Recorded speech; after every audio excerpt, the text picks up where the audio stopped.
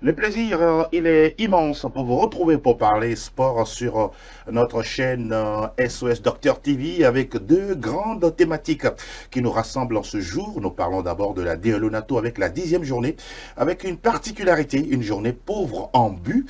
Qu'est-ce qu'il explique?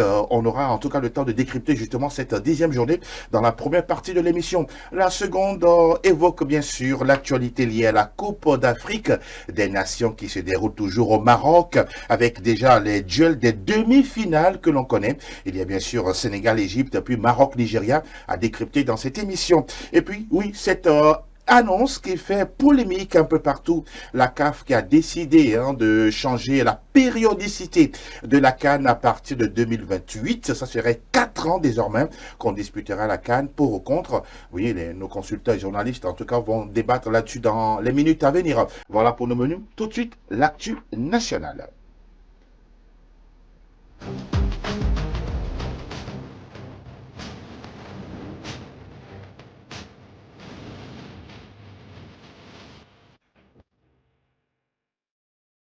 On parle bien sûr du championnat national de football de première division avec les matchs qui ont été joués dimanche, bien sûr, et même en avancé samedi déjà. Mais on prend le temps et le soin de saluer nos invités en plateau. Il y a bien sûr Aziz Agoro qui est avec nous. Bonjour Aziz, salam alaikum. Alaikum salam, Angelo, bonjour, comment vous allez? Je vais être bien et vous aussi? Je vais super Ça bien. fait plaisir de vous retrouver. Plaisir partagé. Pour parler sport et de foot en particulier.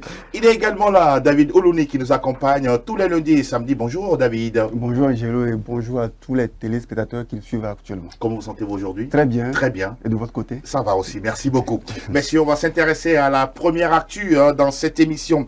Nous parlons de la DLO NATO, déjà avec ce match samedi en avancée entre l'ASCK et la formation de l'AC Barracuda Aziz. Match nul et pourtant beaucoup voyaient l'ASCK à domicile avec son fauteuil de leader qu'il a quand même gardé, battre cette équipe de l'AC Barracuda, mais ça n'a pas été le cas. Oui, et il faut rappeler que cette équipe de l'AC Barracuda, entre-temps, a titubé au niveau des résultats, mais cette fois-ci, ils ont su très bien voyager. Un point qui leur fera énormément du bien au niveau du classement. Par contre, chez le propriétaire des lieux, je veux bien parler de la SCK, oui. Il y a eu beaucoup de choses qui ont manqué. Déjà, le 11 rentrant, j'ai trouvé pas trop correct du côté de Ameto Kodo Messan. Maintenant, au niveau de la production de jeu, on n'a pas retrouvé les automatismes, on n'a pas retrouvé tout ce dont on est capable, oui. Que ce soit Urotagba Marouf ou encore Boko. De l'autre côté, oui. Ça n'a pas marché. Et Adegnon Quotidien, comme il sait très bien le faire, il sait très bien fermer la boutique, il a réussi à marquer un but et c'est fini. Il rentre à Lomé tranquillement avec le point du nul qui l'arrange énormément. Quand vous vous déplacez du côté de la SCK, vous revenez avec un point, c'est positif ou bien on se dit on pouvait mieux faire? C'est positif pour Adegnon Quotidien. J'ai suivi le match, mais c'est comme si le monsieur a décidé carrément d'aller faire un match nul. Et bizarrement, ils ont pu trouver quand même un but. Ils ont marqué un but. Mais à la longue, on a vu une équipe de la SCK qui n'était pas en forme.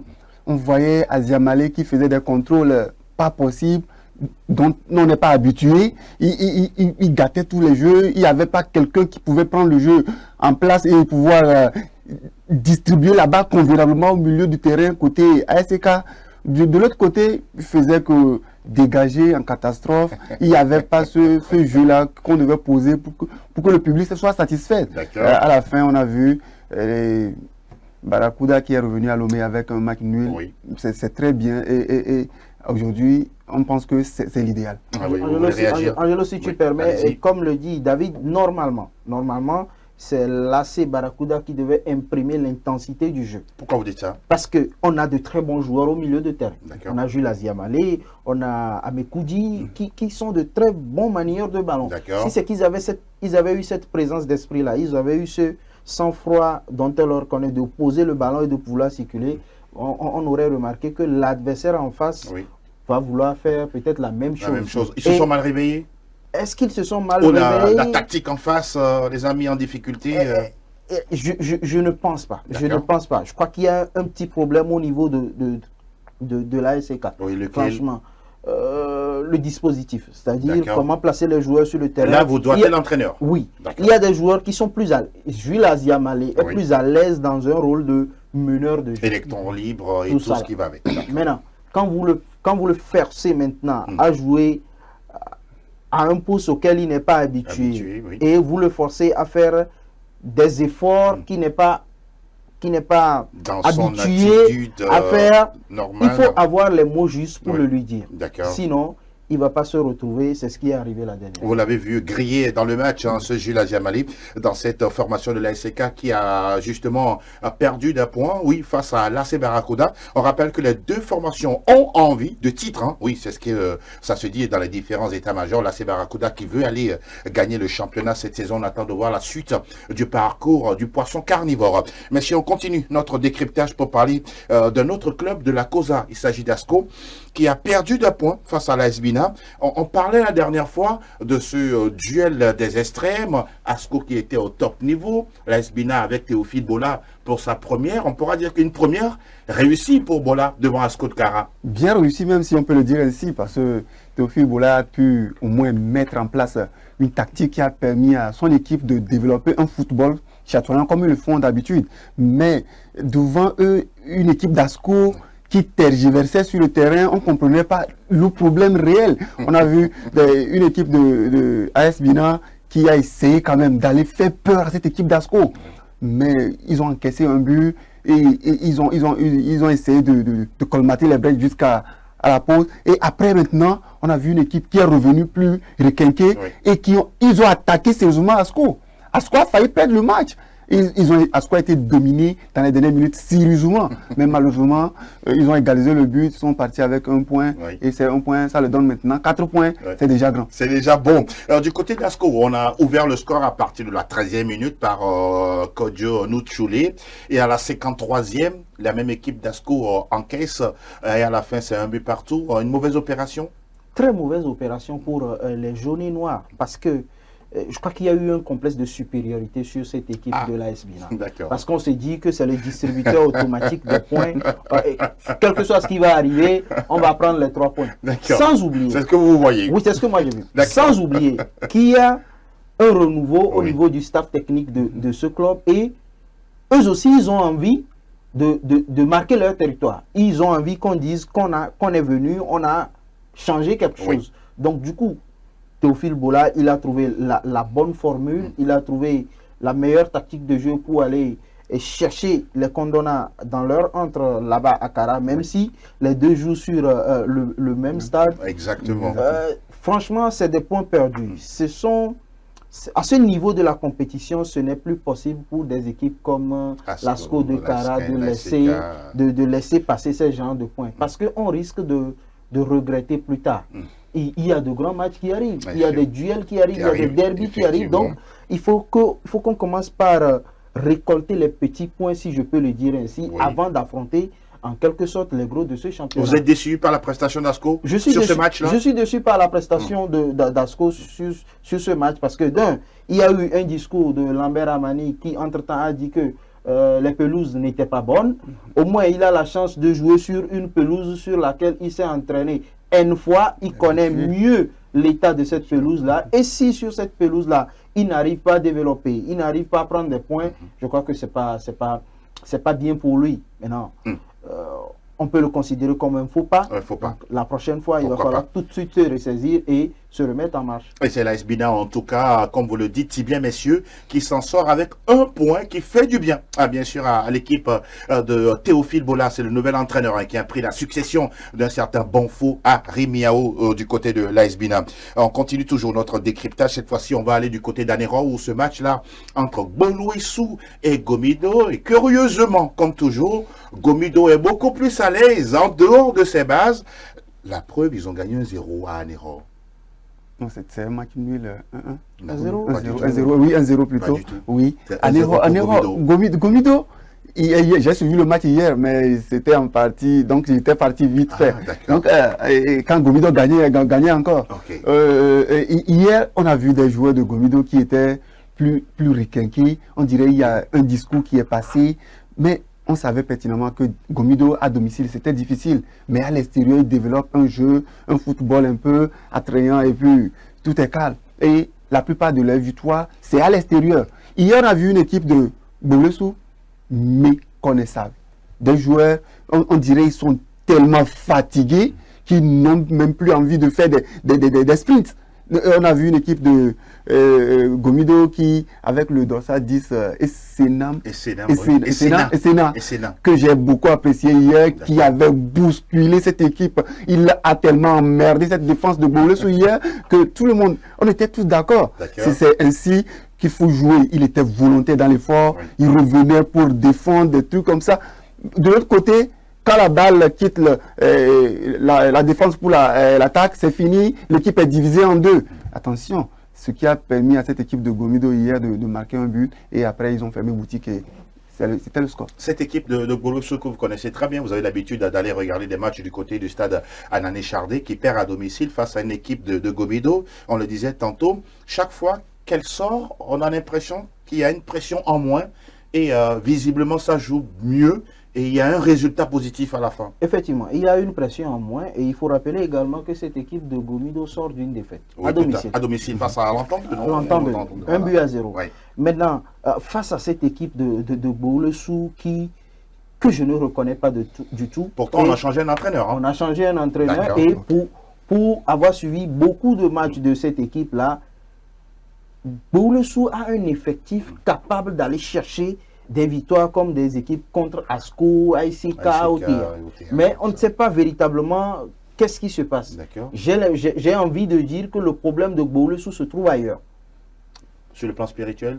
Pas forcément sur le plan spirituel, mais sur le plan extra. C'est un problème extra-sportif. D'accord. Parce que là, je ne peux pas comprendre qu'on ait des joueurs comme Aoudor Richard, des joueurs comme Segbenya, des joueurs comme Urosama qui apporte toute son expérience, et Gbeignon, Roland Amouzou, l'ancien de la Cissé, le gardien, et qu'on n'arrive pas à faire résultat à domicile en plus. Ils font preuve d'inconstance. Hein. Il y a véritablement pas de constance à leur niveau. Donc je crois que il va falloir résoudre en interne les petits problèmes qu'ils ont, et je crois que ça va se ressentir sur le terrain. Maintenant, Gomido a juste fait l'essentiel. Ils sont arrivés à poser le ballon à un moment donné. Ils ont inscrit le seul but de la rencontre. Ils se sont très bien comportés tactiquement, ce qui a permis de garder cet avantage jusqu'à la fin des 90 minutes. Et surtout sur cette avancée de Gomido, c'est une victoire qui leur permet de grandir un peu, de prendre quelques places au classement. Absolument, absolument. Parce que là, à l'allure où vont les choses, perdre des points reste très crucial pour toutes les équipes, surtout les équipes qui se retrouvent à partir de la 8e place. Il faut faire extrêmement attention. C'est pour ça que même prendre un point aurait été mieux pour Bolesou de Lac. Ça n'a pas été le cas, en tout cas pour les requins mâles. Et c'est Dodo Amétépé, un seul buteur dans ce match, face bien sûr à l'Es Bolesou. Messieurs, d'autres matchs soldés par des nuls et blancs. On se rappelle de ce match entre Dito et Semassi, 0-0 à l'arrivée. Et puis également Entente 2 et Espoir FC Dizio, 0-0. Ça rappelle encore une fois, comme vous l'avez dit, hein, mieux vaut avoir un point que de perdre. Absolument, absolument. Quand vous prenez le match Dito-Semassi, Dito a raté l'occasion d'enchaîner une seconde victoire d'affilée. Et maintenant, dans le camp de Semassi, je l'ai dit ici en début de saison, Semassi qui a un véritable problème d'effectif. On n'a pas une profondeur de banc, on fait avec les joueurs qu'on a sous la main. Et quand il y a une petite fatigue qui se fait sentir, ça plombe l'équipe. Et comme l'a dit Oloufade hier dans son interview après-match, il disait qu'il attend la trêve pour faire quelques recrutements. Et on espère qu'il aura l'aval des dirigeants pour aller chercher 3-4 oiseaux rares qui viendront un tout petit peu changer la physionomie de cette équipe de Semassi, que ce soit à domicile ou à l'extérieur. Parce qu'à domicile, on sait qu'on a le 12e homme derrière. Jouer à ce côté, ce n'est pas facile. On arrive à prendre les 3 points là-bas. Maintenant, il reste au niveau de la production de jeu, au niveau de l'intensité, au niveau de de mettre dans la tête qu'on a un renouveau au niveau des guerriers de Tchaoudjo. Ce n'est pas encore ça. Mais on espère qu'avec la trêve, il ira chercher les joueurs nécessaires pour venir combler tous ces manquements. Comme on le dit souvent, une seule hirondelle ne fait pas le printemps. Urobody, Arissou ne marque plus depuis, je pense, 2, 3, 4 matchs. Et ça, vraiment, ça pénalise la formation des guerriers de Tchaoudjo. Entendre qu'il fait 0-0 face à Espoir, c'est un bon résultat pour les jaunes et bleus? Non, il n'y a plus de bons résultats quand on fait un match nul. À l'heure actuelle... Mais un point pour vous sauver de la relégation. Hein? Oui, Agro l'a déjà mentionné, il va falloir vraiment qu'on puisse comprendre. Les victoires doivent être primordiales pour tous les clubs. Maintenant, si vous perdez des points, vous laissez des points, surtout à domicile, attention, ça va vous rattraper après. Quand les calculs vont se faire à la fin, vous allez sentir que ce match-là, je l'ai perdu carrément. En disant que moi, j'ai fait match nul. La preuve, Angelo, si vous vous rappelez, la saison dernière, l'AS Tambo qui a aligné 10 matchs nuls. Oui, justement. Ce qui leur permet de rester en vie. En vie, exactement. Et donc, aujourd'hui, c'est vrai, c'est la victoire qui est importante, mais quand on n'arrive pas à prendre les 3 points, il faut au moins arriver à partir avec le point du nul pour certains clubs. Très important. Quand vous vous retrouvez déjà au niveau des 2 équipes qui doivent être reléguées, c'est-à-dire, si on dit aujourd'hui que le championnat s'arrête, vous êtes en 2e division, à votre niveau, il va falloir tout faire pour aller chercher des victoires. N'est-ce pas? Oui. Mais à partir de la 8e, 9e, 10e place, au moins prendre le point du nul pour s'échapper un tout petit peu de la zone de relégation. Parce que quand vous descendez, c'est compliqué de pouvoir remonter et rester toujours, pourquoi pas, dans le wagon, bien sûr, qui vous amène toujours au niveau de la première division. On rappelle également que Tambo, à la maison, a battu l'AS OTR 1-0. C'est une belle victoire qui permet, bien sûr, aux flèches pimentées d'avoir, en tout cas, du souffle dans les poumons. On va regarder, bien sûr, le graphique qui récapitule les résultats, bien sûr, que vous voyez. Il y aura un match en retard, bien sûr, match décalé, si on peut le dire ainsi. Unisport qui croise l'Étoile Filon de Lomé, c'est une belle affiche. Match à suivre mardi, parce que oui, à Sokodé, il y a une grande fête là-bas. Donc, le stade municipal de Sokodé est réquisitionné pour justement cette fête-là. Et donc, Unisport va jouer mardi face à l'Étoile filante de Lomé. On enchaîne avec l'autre tableau, c'est le tableau du classement de la Fédération togolaise de football avec, vous allez le constater, l'ASK qui est devant la formation d'ASCO pour voir exactement que le classement il est très très serré. Voilà, ASK qui a 23 points, 21 points pour ASCO de Kara. Là, Barracuda n'est pas loin avec 20 unités dans son escarcelle. C'est Massi 4e, 5e Unisport qui n'a pas encore joué, attention, même si Unisport gagne, si Unisport gagne, ça fera 17 points, ils passeront devant ces massifs de Sokodé. Et puis les autres classements, on retrouve à l'entente de Gomido et Étoile Filante, AS Tambo, Espoir et Boloessou, les 2 mauvais élèves de la classe. AS OTR, attention, qui a 4 points de plus que l'AS Bina. Et voilà un peu pour la 10e journée, mon cher Aziz, vous voulez réagir? Oui, et quand vous voyez le graphique, je l'ai dit tout à l'heure, à partir de la 8e place, 8e, 9e, 10e, jusqu'à la 12e, jusqu'à la 11e place, on est à 12 points chacun. 4 équipes à 12 points. 4 équipes à 12 points. Ça veut dire quoi? Ça veut dire qu'il faut faire extrêmement attention.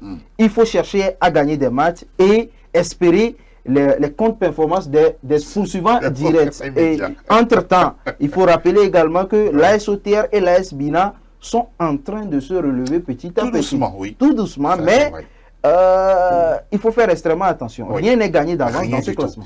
Ce match, sinon ce championnat est très très serré et très disputé de part et d'autre. On attend bien sûr le week-end à venir, la 11e journée. On aura bien sûr le temps de revenir là-dessus sur les affiches. Mais messieurs, on va faire une pause et on va se retrouver tout à l'heure pour parler d'une autre actualité, la Coupe d'Afrique des Nations de football au Maroc. À tout à l'heure.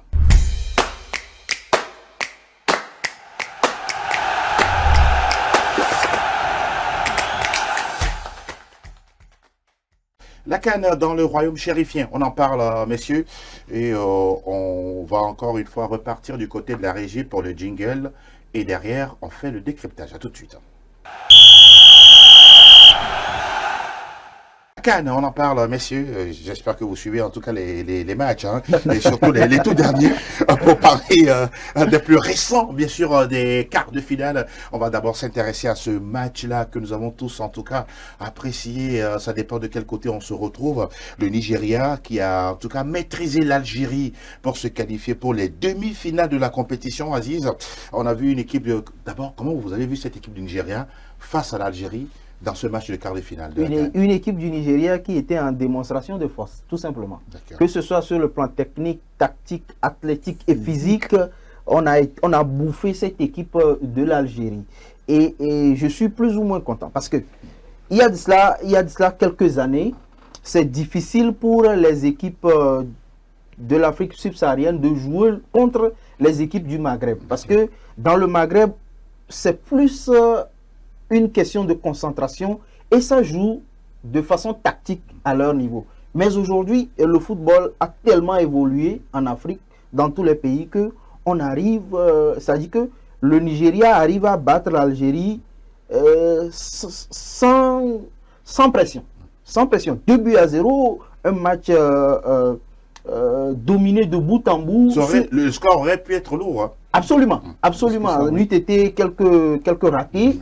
Non, le Nigeria a tout simplement fait une démonstration de force en face de cette équipe de l'Algérie. Votre avis justement sur ce quart de finale Nigeria-Algérie à la fin 2-0 pour les Super Eagles? Nigeria-Algérie, c'était un match où il y avait une équipe qui était au-dessus de l'autre, où on a vu une équipe de Nigeria, que ce soit de la défense jusqu'à l'attaque, rien que des joueurs qui étaient volontaires dans l'effort, qui voulaient réellement atteindre l'objectif qu'ils se sont assignés avant d'arriver. Oui. On a vu côté Algérie, ils se sont débattus certes, mais c'était plus fort qu'eux. Ils ne pouvaient pas rivaliser avec cette équipe de Nigeria qui allait à 100 à l'heure, avec un Ademola qui pouvait dribbler tout le monde, qui ne laissait aucune chance à ses adversaires. Un Osimhen qui avait envie de marquer tellement de buts. Hein. Lui, le gars, il est venu, on dirait, dans sa tête, c'est déjà écrit la CAN, champion. Donc, il est venu en mission, comme vous le dites, et puis actuellement, on pense même avec à la lueur où vont les choses, ça serait difficile de les arrêter. On va en parler tout à l'heure. Angelo, si vous permettez, il y a une particularité de cette équipe du Nigeria cette année, c'est quoi? Il y a de cela quelques années toujours, quand vous prenez le Nigeria individuellement, on a des joueurs avec des qualités individuelles pas possibles. Mais à chaque fois, le collectif, ça ne marche pas. Ça ne marche pas. Ça ne marche pas. Mais cette fois-ci, Eric Sekouchel a trouvé la bonne formule. Individuellement, on est très fort et collectivement, on l'est encore plus. Et maintenant, quand vous voyez tous les buts de cette équipe du Nigeria, les célébrations, c'est un peu comme les célébrations d'il y a quelques années, les célébrations de Nwanko Kanu, Didier Okocha et tout. Donc, c'est comme ils sont venus pour envoyer un message. On est de retour sur le continent. Faites attention, on ne va rien laisser sur notre passage. En tout cas, on sent que cette équipe du Nigeria a du coffre face à ses adversaires. La preuve, l'Algérie en a pris 2 sans en marquer un seul. Sûrement, c'est la dernière. Cannes d'un certain Riyad Mahrez, par exemple, qui a été tout simplement dépité la dernière fois. L'Algérie reste sur le carreau. Le Nigeria poursuit la compétition. Messieurs, une autre équipe qui a fait sensation, mais qui a été forte, c'est bien les Pharaons d'Égypte devant la Côte d'Ivoire, même si le score était serré 3-2, mais on a vu une équipe égyptienne, là aussi, qui ne fait pas un football flamboyant, mais qui a été réaliste et voilà, impitoyable. Ils ont été réalistes, ils ont su profiter des erreurs de cette équipe de la Côte d'Ivoire. Et comme je le disais, au niveau du Maghreb, l'Algérie, l'Égypte, la Tunisie, ça joue de façon carrée. Ça joue de façon très carrée. Tactiquement, on ne blague pas. Quand vous voyez le premier but de Marmouche, c'est sur une erreur d'appréciation de Franck Kessié. Kessié d'abord et après Kosonou. Et quand Kessié n'arrive pas à prendre dans le laps de temps l'information selon laquelle il devait jouer en une touche, vous allez voir que la passe elle est allée également en une touche. Omar Marmouche, il ne s'est pas posé de questions, il n'en demandait pas mieux. Il sait qu'il n'aura pas 2 ou 3 occasions de la sorte. Parce que sur le continent, actuellement, la Côte d'Ivoire est l'une des équipes qui a une défense aussi solide. Personne, même le plus grand marabout d'Afrique, ne peut imaginer que cette erreur-là pouvait venir de la défense. Et là, ils ont su seulement profiter de cela et ils ont donné, c'était un coup de massue. N'est-ce pas? Parce que Emers Faé l'a dit, jouer contre l'Égypte et prendre un but matinal, très matinal, c'est que vous êtes cuit. Ah oui. Et là, ils ont essayé. Ils ont essayé, mais à la fin, cette équipe de l'Égypte a été plus concentrée qu'eux. Et ils sont passés. Excellent. Cette équipe de la Côte d'Ivoire, vous avez des regrets pour les éléphants? Moi, je suis très déçu parce qu'il y avait une équipe de la Côte d'Ivoire qui était en forme, avec de très bons joueurs. Mais devant eux, ils ont rencontré plus fort qu'eux. On dirait que ça a été sur le terrain, ça a été un combat très intense. Ils se sont battus, certes, mais ils n'ont pas pu contrecarrer les offensives de cette équipe de l'Égypte, avec un Mohamed Salah qui était encore avant-hier très en forme. On dirait lui aussi il attendait ce match. Depuis le début de la CAN, il était timoré sur le terrain. Vous savez qu'il n'a jamais, il n'a pas encore remporté de CAN avec l'Égypte. Et en plus, c'est un joueur qui est en train de finir avec la sélection. Justement. Contre la Côte d'Ivoire, ça a été carrément un autre match de ce monsieur. Et il a été exemplaire. Il avait fait des trucs pas possibles et marqué des buts contre la Côte d'Ivoire. C'est un plaisir pour lui. Sortir homme du match de ce match la dernière fois. Sincèrement, la Côte d'Ivoire, ils ont vraiment... Ils n'étaient pas là. On comprend. On comprend vos émotions, parce que c'est le tenant du titre qui laisse justement son titre en route et qui est éliminé par l'Égypte. L'Égypte qui continue bien sûr l'aventure et la Côte d'Ivoire qui rentre à la maison. On va regarder rapidement bien sûr les résultats, bien sûr, de ces quarts de finale, à savoir que le Sénégal a sorti le Mali sur un score d'1-0. Il y avait également la victoire nette du Maroc face à l'équipe du Cameroun, 2-0. Et puis derrière, l'Algérie qui a courbé les chines de 0-2 devant le Nigeria. Et puis l'Égypte, le graphique, s'il vous plaît, pour montrer tout ça. Et puis l'Égypte qui a également dominé la Côte d'Ivoire, 3-2, bien sûr, dans ce dernier match des quarts de finale. Et pour se qualifier bien sûr pour les demi à venir. Messieurs, justement, on parle des demi pour continuer cette émission, pour parler de ce match-là qui nous attend entre le Sénégal et l'Égypte. Mine de rien, c'est des retrouvailles entre Sadio Mané et un certain Mohamed Salah, les deux qui étaient entre-temps du côté de Liverpool il y a quelques années. Des retrouvailles, non seulement des retrouvailles, mais également un duel entre deux lions. D'accord. Non, pas de lions, entre les pharaons et les lions. Bon, peut-être Mohamed Salah, la rage du lion, pourquoi pas, on ne sait jamais. Allez-y. Mais en fait, dans ce match, je crois que l'entraîneur qui sera plus inspiré tactiquement passera.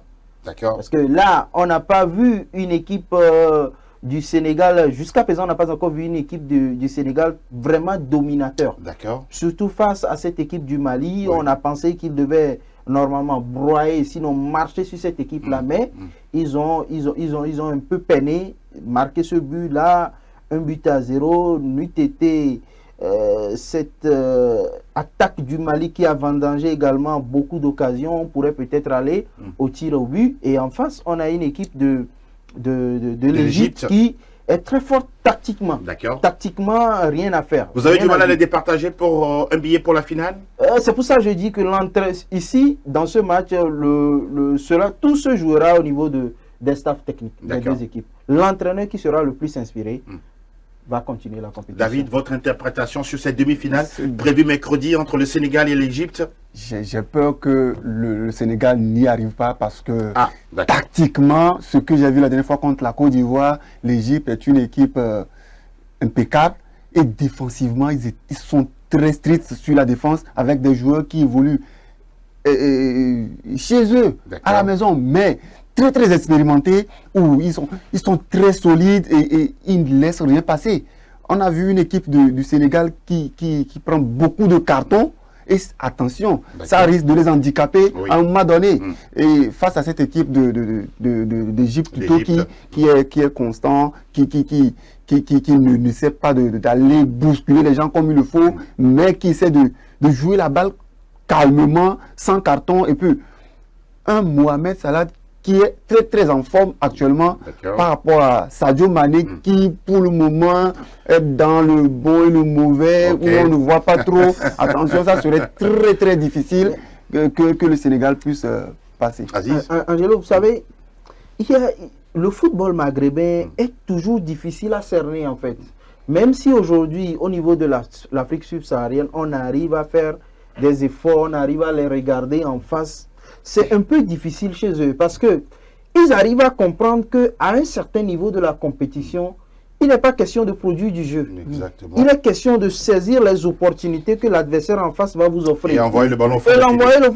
Et le reste, les Maghrébins savent très bien jouer au chrono. N'est-ce pas? Même s'il reste 1 heure de temps à jouer, ils savent très bien le jouer. Et là, souvent, sur les 90 minutes, ils jouent 70. Hein. Les 20 minutes derrière, c'est marcher, voilà. Ils se coucher par terre. Et donc, vous voyez, pour eux, aller pratiquer un football chatoyant en demi-finale, c'est pas leur affaire. Le pragmatisme, il faut être pragmatique, voilà. C'est tout. Il faut aller chercher, oui. Si c'est une seule erreur de l'adversaire, il faut aller en profiter et marquer le seul but de la victoire. Et avoir la victoire. Passer en finale. On rappelle que le match Sénégal-Égypte a lieu mercredi à partir de 17h, temps universel. Et puis l'autre match, messieurs, oui, c'est aussi un match intéressant. Bien sûr, n'est-ce pas? Ah oui. Le match du Nigeria. Nigeria face au Maroc, on en parle. Justement, David, là aussi, c'est un gros choc. Hein? C'est un choc de titan. On espère bien vivre de très bons moments. Et pour le moment, c'est le Maroc qui part favori dans ce match. Hôte. Le pays hôte. Parce qu'elle a lu au vent les choses. Ils ont de très bons joueurs. Ça, on ne se cache pas pour le dire. Et rapidement, on a vu cette équipe de Nigeria qui aussi a de très bons joueurs.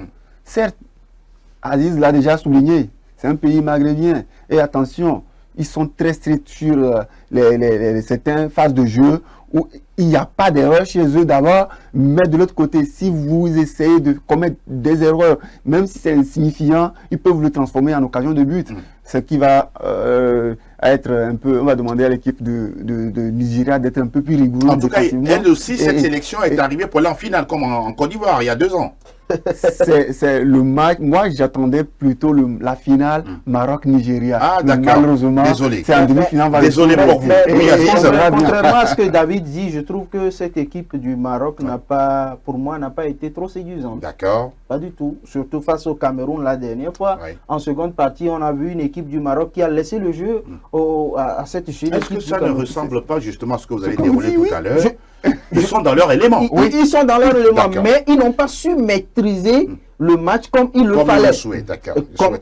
C'est-à-dire que c'est face à cette équipe du Cameroun, il y avait un creux au niveau du secteur offensif du Cameroun. Des failles dans le jeu marocain. Tout à fait. Donc, du coup, aujourd'hui, face à cette équipe du Nigeria, mine de rien, on a en face... le Nigeria a la meilleure attaque de l'Afrique actuellement, mais il ne faut pas aussi oublier que ils ont une bonne défense qui encaisse. Absolument. Une bonne défense, mais ça encaisse beaucoup. Ça encaisse de but. Aujourd'hui, cette équipe du Nigeria, si jamais elle arrive à passer le cap du Maroc, franchement, elle est partie pour aller chercher le trophée. Le trophée. Mais ça ne sera pas chose facile parce que il faut soulever également l'arbitrage au niveau de cette compétition. Ah oui, qu'est-ce que vous voyez? Bon, je pense que ne faudrait pas que... Il y a eu beaucoup de choses qu'on a reproché à l'arbitrage, surtout dans les matchs du Maroc. Personnellement? Moi, personnellement. Surtout dans les matchs du Maroc. Je vois... Maroc privilégié? Oui. D'accord. Oui. Sans langue de bois? Sans langue de bois. Même si, entre-temps, Walid Regragui dit que c'est eux qui sont lésés, je ne trouve pas ça. Je vois le contraire. Il prend votre contre-pied, c'est tout. C'est la communication. Je ne trouve pas ça parce que... Comme je l'ai dit, pour le match du Sénégal... Cet avantage-là dont vous parlez, est-il flagrant? C'est trop visible? Pour moi. Dans l'arbitrage pour le Maroc, pour moi, c'est trop visible? C'est trop visible. D'accord. Parce que quand vous prenez les premières minutes du match Cameroun-Maroc, il y a eu un pénalty qui n'a pas été sifflé. D'accord. Pour le Cameroun? Pour le Cameroun. Donc, on ne peut pas me dire... Parce qu'on s'est retrouvé dans les mêmes situations avec le Maroc, on n'a même pas demandé à aller checker. On a sifflé directement. Il y a eu un cas également Maroc-Tanzanie. Absolument. Bon, à polémique ou pas. Bon, bref, on a compris votre ressenti. On verra, bien sûr. On va continuer. En tout cas, on rappelle que le match Maroc-Nigeria, c'est aussi mercredi à partir de 20h, temps universel. On saura, en tout cas, mercredi ou plus tard à 22h, qui du Sénégal, de l'Égypte, du Maroc et du Nigeria seront en finale pour cette Coupe d'Afrique des Nations. On rappelle que la grande finale aura lieu le 18 janvier, bien sûr, toujours au Maroc. Mais si on continue de parler toujours de cette CAN, le jingle chiffre, si on peut l'avoir pour continuer, parce que là également, il y a des choses intéressantes à suivre.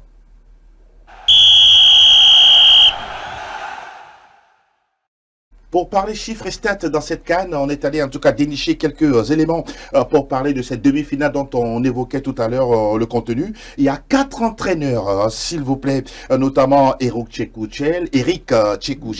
Il y a également Walid Regragui. Il y a également Pape Thiaw. Et il y a Osam Hassan, oui. C'est la première fois, on va voir justement cette CAN 2025, 4 entraîneurs africains en demi-finale, une première depuis 1965, c'est-à-dire qu'il n'y a pas là un entraîneur étranger à la tête d'une sélection. C'est quand même extraordinaire, David, avant de retrouver extraordinaire, vraiment. On a vu que le football se développe en Afrique. Et réellement, avec des entraîneurs pareils, de grand calibre, c'est déjà bien pour notre football. Oui. Et que il va falloir réellement que les autres nations puissent emboîter les pas à ces pays. Oui. Et sérieusement, je ne vois pas la différence entre ces entraîneurs qu'on prenne ailleurs, qu'on amène en Afrique. À payer à coup, à prix d'or. Qui ont commencé la CAN avec ces messieurs qui sont déjà repartis. Il n'y a pas de différence, il n'y a pas de supériorité entre ces deux choses. Oui. Aujourd'hui, il va falloir réellement que l'Afrique se réveille de ce côté-là et qu'on puisse réellement commencer par donner la chance à nos frères pour conduire notre équipe. Votre interprétation rapidement? Angelo, vous savez, chapeau au football africain. Qui depuis pratiquement 2 ou 3 ans a connu, je vais continuer par le dire, une ascension fulgurante. Je vais vous rappeler un fait. En 2019, Djamel Belmadi, champion avec l'Algérie.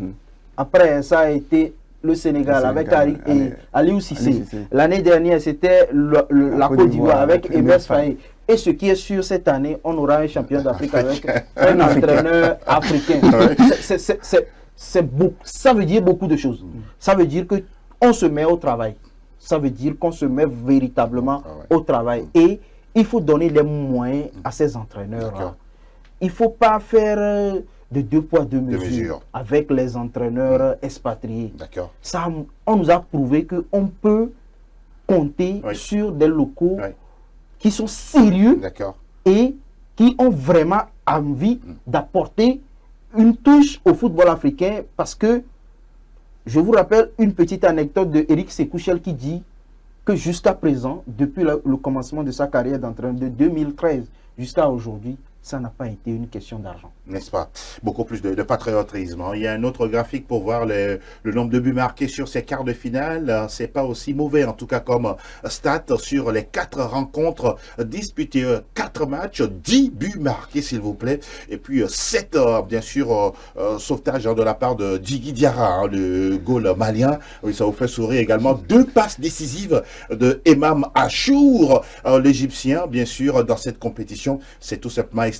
On rappelle également que pour l'instant, le meilleur buteur de la compétition, c'est ce jeune homme que l'on voit toujours avec ce maillot numéro 10, le Marocain, c'est Brahim Diaz, qui a 5 buts à son compteur dans cette compétition. Messieurs, on continue pour aller rapidement au niveau des coulisses pour voir un peu ce qui s'est passé. Dans quelques secondes, on en parle.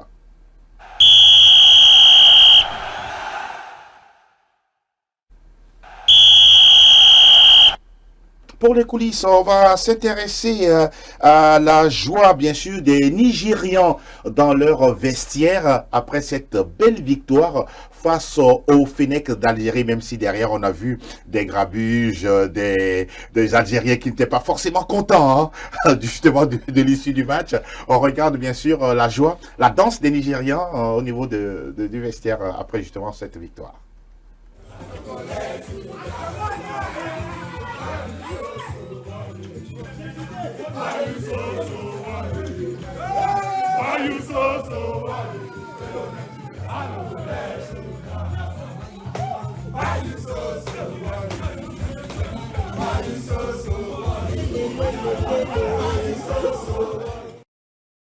donne la joie, ça donne la joie. Vous savez, de vrais professionnels. Hein. De vrais professionnels. Okay. Parce que, rappelez-vous qu'avant ce match-là, il y a eu une altercation entre Osimhen et Lookman Ademola. Et il y a même une histoire de prime. Oui, effectivement. Où Didi, le capitaine, s'est porté volontaire de payer les primes de tous les joueurs. Les Nigérians ont voulu boycotter même le match face à l'Algérie. Oui. Mais on s'est dit que c'est le drapeau vert, blanc, vert. Qui est au-dessus de tout le monde. Il faut aller chercher. Il ne faut pas surtout oublier l'objectif pour lequel on est venu. N'est-ce pas? Ça ne s'est pas fait ressentir sur le match de l'Algérie. Et quand vous voyez le premier but du Nigeria contre l'Algérie, oui. On n'a pas célébré le buteur. Pas du tout. On a célébré Osimhen et Lookman Ademola. Donc, c'est un signe. C'est un signe que le Nigeria a envoyé un signe très fort. Ouais. On est venu pour chercher la coupe. Oui. Sans ça, on ne parle pas d'autre chose. On va rester toujours dans les coulisses avec la complicité d'Apollinaire de l'autre côté pour voir le but de Akor Adams. Si on peut regarder ce but magnifique quand il a déposé Lucas Zidane au sol pour marquer ce deuxième but nigérian. C'était également extraordinaire également à regarder.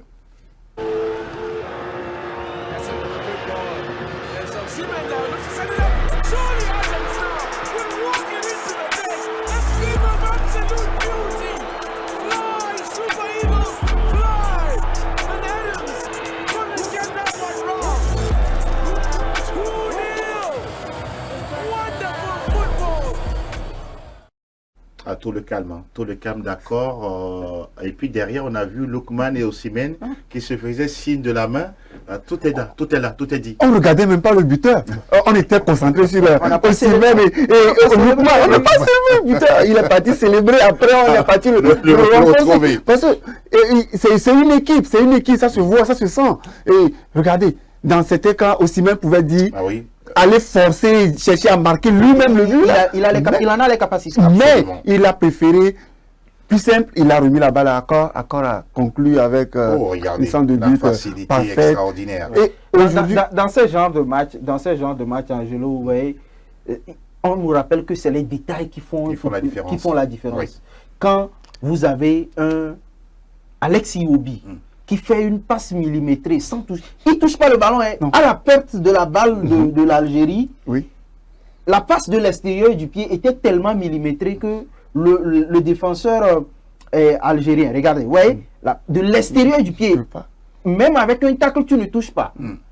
Donc, le football, c'est dans les détails. Absolument. Comme le match de la Côte d'Ivoire où Kessié perd le ballon, on ne se pose pas d'occasion. On attendait cette erreur-là, c'est venu, on en profite.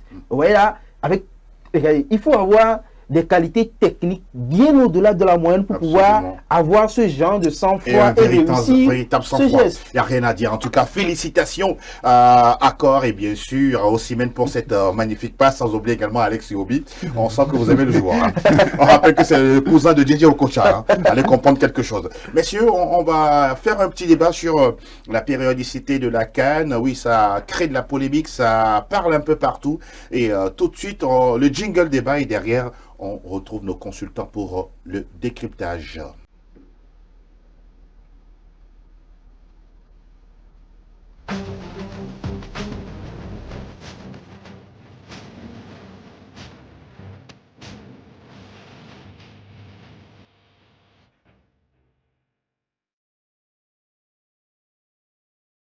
L'annonce a été faite il y a quelques semaines, bien sûr, durant cette CAN, comme quoi, à partir de 2028, la Coupe d'Afrique des Nations passera de 2 à 4 ans. Extraordinaire annonce. On se demande ce qui se passe du côté de la Confédération africaine de football. Est-ce qu'il est normal, justement, de passer la CAN à 4 ans? Chacun a son avis ici. David, la question d'abord vous est posée. Comment vous avez justement apprécié cette déclaration du patron de la Confédération africaine de football, Dr Patrice Motsepe, qui a déclaré justement la CAN en 4 ans à partir de 2028.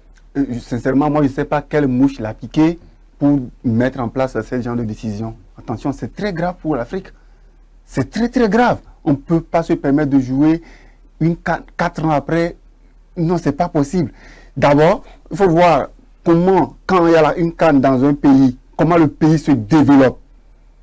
Il faut faire des constats. Et aujourd'hui, on construit des stades un peu partout, des hôtels, des routes et autres. Maintenant, si c'est après 4 ans qu'il faut maintenant donner l'opportunité à des pays de pouvoir se développer de la sorte, c'est pas du tout bien. Il va falloir réellement qu'on puisse réfléchir autrement, même s'il faut revenir en arrière et reprendre nos vieilles habitudes. Jouer chaque 2 ans, ça serait mieux. Mais 4 ans, sincèrement, moi, je ne suis pas décisionnaire, certes, mais je ne suis pas d'accord. Donc, vous êtes un acteur, vous êtes un observateur, mon cher Aziz, justement, sur cette annonce qui a été faite. D'abord, vous êtes choqué ou vous dites que bon, c'est la CAF et bon, on prend et on y va? Je suis sidéré. J'ai l'impression que le football africain n'est pas autonome. Sinon, la CAF, elle n'est pas autonome. Elle est placée sous tutelle de la FIFA. Pourquoi vous dites ça? Parce que il y a un président de la CAF, il y a les membres de la Confédération africaine de football. Je considère la CAF. Je considère la CAF comme le chargé de communication de la FIFA. Ah, exactement. Là, c'est fort. Oui. La CAF, je la considère comme chargé de communication de la FIFA. Parce que, dans un premier temps, on bouge la compétition, la Coupe d'Afrique des Nations qui est vitale pour l'Afrique. Et pour moi, la Coupe d'Afrique des Nations, c'est la 3e compétition la plus importante au monde. Après le mondial, l'euro, c'est la CAF. Mais aussi sur le plan financier, pour apporter de l'eau à votre moulin, c'est une compétition vitale pour la CAF. Absolument, oui. Absolument. Maintenant, quand vous vous permettez de déplacer cette compétition à cause du mondial des clubs, ça veut dire quoi? Donc déjà, quand on déplace la CAN à cause du mondial des clubs, vous avez vu ce qui a suivi? Les clubs européens, comme la CAF n'a rien dit par rapport au mouvement, oui. Les clubs européens se permettent de dire qu'ils vont libérer les joueurs à une semaine de la compétition. Pour vous, c'est compréhensible? Ça n'a pas de sens. Ça n'a pas de sens. C'est pour ça que je dis que la CAF est un chargé de communication de la FIFA. On ne fait rien, on ne s'oppose à rien, on accepte tout ce que la CAF dit, la FIFA dit. Mais je me pose la question de savoir si est-ce que cette confédération africaine de football est dirigée. Alors, avant de continuer toujours nos débats sur ce plateau, messieurs, nous aurions appris, je le mets au conditionnel, que même, en tout cas de sources très très proches de la CAF, le président de la CAF, Dr Motsepe, n'a même pas réuni les présidents de fédération en assemblée pour justement proposer cette périodicité. Exactement. Il est allé seul devant les micros, devant les médias pour annoncer cela. Justement, c'est pour ça que je dis que monsieur, sinon le docteur Patrice Motsepe, il est le directeur de communication de la FIFA. Parce que, vous savez, la CAF actuellement, il y a une mafia là-bas. C'est un regroupement de fédérations puissantes et des gens dociles qui ne font que suivre les puissants. Et il n'y a pas d'équilibre. Il n'y a aucun équilibre là-bas. Et donc aujourd'hui, c'est le football africain qui en pâtit. Vous prenez... Je le disais tantôt, depuis 2 ou 3 ans, il y a une ascension fulgurante du football africain, que ce soit au niveau des clubs, au niveau des sélections, au niveau des académies, au niveau de la formation, sinon au niveau de la base, il y a beaucoup de choses qui sont faites. Maintenant, jouer la CAN chaque 2 ans, ça permet de jauger rapidement le travail que vous aviez fait. S'il faut le changer, s'il faut améliorer, s'il faut apporter d'autres choses, vous le saurez. Maintenant, quand vous mettez la CAN à 4 ans, vous pensez que ça permet que le football africain évolue ou bien vous le tirez vers l'arrière? Mais ils vont vous dire que c'est la même chose qu'on fait à l'Euro et en Coupe du Monde. Non, je ne suis pas d'accord. Je suis désolé, je ne suis pas d'accord parce que ça me fait très mal pour cette entité-là qui est l'instance continentale du football. Elle est faible? Pas qu'elle est faible. Quand on dit que quelqu'un est faible, c'est que vous aviez des forces qui n'atteignent pas celui qui est devant vous. Elle n'a même pas de force. Elle n'a pas de mots, elle n'a pas de... On ne la consulte pas avant de prendre. Elle n'existe même pas. Parce que... de nom. Justement, elle existe de nom. Oui. Mais franchement, c'est vraiment déplorable pour le football africain. Vous voyez un rétropédalage, peut-être avec les critiques, la CAF va revenir sur sa supposée décision? Je ne vais pas dire je vois un rétropédalage, mais en tant qu'observateur et puis fanatique du sport, moi j'aimerais sincèrement qu'on réfléchisse autrement et qu'on essaie de reprendre nos vieilles habitudes. Chaque 2 ans qu'on organise des cadres et ça permet plus à nos fédérations et équipes de se jauger. Aujourd'hui, si on essaie de mettre ça, on joue 4 ans, ça va vraiment handicaper. Est-ce que ces joueurs qui ont pu jouer 4 cannes, 5 cannes, peuvent encore jouer 4 cannes, 5 cannes? Non, c'est pas possible. C'est pas évident. Donc, il va falloir réellement qu'on puisse donner de la chance à nos athlètes de s'exprimer. On veut les voir, nous autres. Dieu merci, on a vu Mahrez qui a joué 3 ou 4 cannes.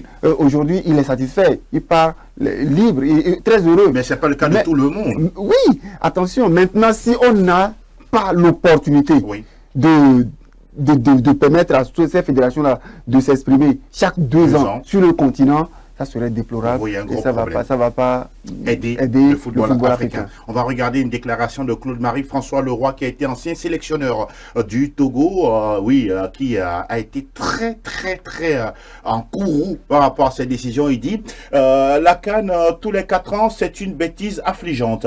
Vous ne voulez pas le développement de l'Afrique, vous ne voulez pas que des pays construisent des stades, des terrains d'entraînement et des autoroutes tous les 2 ans, ce dont a besoin toute l'Afrique subsaharienne. Avec une Coupe d'Afrique tous les 2 ans, ça permettait que pas mal de travail soit effectué. Cette décision, c'est contre l'Afrique et pour la FIFA qui crée d'autres compétitions complètement bidons pour abîmer encore plus les joueurs. C'est la déclaration de Claude-Marie François Leroy. Plus que d'accord. Je suis plus que d'accord. Je vous le disais tout à l'heure, cette CAF-là, elle n'est que porte-parole de la FIFA. On ne fonctionne pas comme ça. Mais pour vous, c'est pas demain la veille. Ça ne va pas changer. Ça ne va pas changer. Et je parie. Je parie qu'il y aura d'autres décisions qui viendront vraiment entacher le football africain. Parce que là, comme je le disais tout à l'heure, la CAF,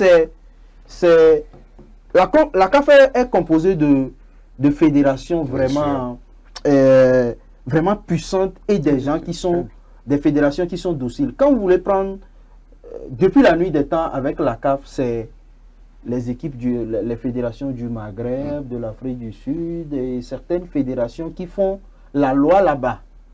Quand eux, ils sont d'accord, on n'a pas besoin de l'avis des autres. Maintenant, que le président de la CAF se lève seul sans consulter entre guillemets ses pairs et prendre cette décision, c'est parce qu'il pense que qu'on les consulte ou pas, leurs voix ne vont pas porter. C'est ce que la même chose. Mais quand il s'agira bien sûr de faire des élections à la FIFA, on viendra solliciter les votes de ces pays-là. Justement. C'est extraordinaire. Justement. Alors que cette Coupe d'Afrique des Nations, là, comme je le disais tantôt, c'est un intérêt pour la CAF. Absolument. Intérêt financier. Un intérêt financier. Très important. Quand vous prenez la CAF au niveau de l'organisation de la Coupe d'Afrique des Nations, après le 18 janvier prochain, on commence en même temps l'organisation de la prochaine CAN 2027. Donc, bien sûr, si on doit jouer chaque 4 ans, est-ce que vous pensiez que cette entité-là qui gère le football africain aura du boulot? Non, ils seront là, les bras ballants, ils vont rien faire. Et on ne sera pas étonné un jour de dire que on a ramené la compétition peut-être à combien? À 6 ans. À 6 ans. Alors David, votre mot de conclusion après Aziz, et puis on va boucler. Sincèrement, il va falloir que ces instances-là puissent réfléchir sérieusement, être indépendants. Pour l'instant, elle n'est pas indépendante. Non, la CAF doit tout faire pour se libérer de ces chaînes-là qui les ont attachés comme les esclaves d'antan. On se demande attention, mais il va falloir réellement se réveiller. L'Africain le fait déjà à sa manière, il va falloir réellement inculquer à ces Européens, à ces messieurs-là qui se prennent au-dessus de nous, que non, ce temps-ci est révolu. Et il va falloir réellement qu'on aille vers l'avant, que tout le monde doit être indépendant et faire ce qu'il veut à sa place. Je suis président de la CAF, je suis obligé de travailler convenablement avec mes pairs et non aller devenir faire des coubettes à leur niveau. Malheureusement, c'est pas le cas. C'est parce qu'on voit avec nous voulons vraiment qu'on puisse réfléchir autrement et revenir derrière et voir comment jouer une CAN à 2 ans. Absolument, trouver la stratégie qu'il faut pour justement ramener les choses dans l'ordre, Aziz Agoro. La CAF est manipulée. Oui. La CAF est manipulée. Et on comprend clairement que c'est parce qu'on n'a pas pu manipuler Ahmad qu'il est parti. Même Aïssa et toi, une certaine époque. Absolument, qui gérait cette entité-là avec une main de fer. Avec autorité. Absolument, parce qu'entre-temps, lui-même, il était vice-président de la FIFA. Donc aujourd'hui, c'est parce que on n'arrive pas à manipuler Ahmad qui lui est parti. On arrive à placer le docteur Motepe qui est facilement manipulable pour eux. C'est pour ça aujourd'hui on dit on joue à 16, demain on joue à 32, demain on peut dire qu'on va jouer à 48. Pourquoi pas? Donc je crois qu'il est temps pour les Africains de prendre en charge le football. On a beaucoup de choses. On a des prérequis. Il faut qu'on capitalise sur tous ces prérequis-là pour que dans quelques années, on soit encore à un autre niveau. Oui, très important. Messieurs, en tout cas, les échanges ont été très riches et bien diversifiés. Merci David d'être resté des nôtres jusqu'au bout. Merci infiniment. Merci Angelo et merci pour l'invitation. C'est le minimum. Mille merci également à vous, Aziz Agoro. Angelo, c'est moi. Et on se dit à très bientôt, chers frères et amis, bien sûr, pour d'autres actus sport sur le plan national, africain et international. On salue toute l'équipe, Patrick, Apollinaire, Sylvain, sans oublier également Fernand. On se dit à très vite et surtout, prenez soin de vous. On se dit, la CAN, ça continue. On se retrouve samedi pour en parler, bien sûr, sur nos chaînes. À très bientôt. Bye bye.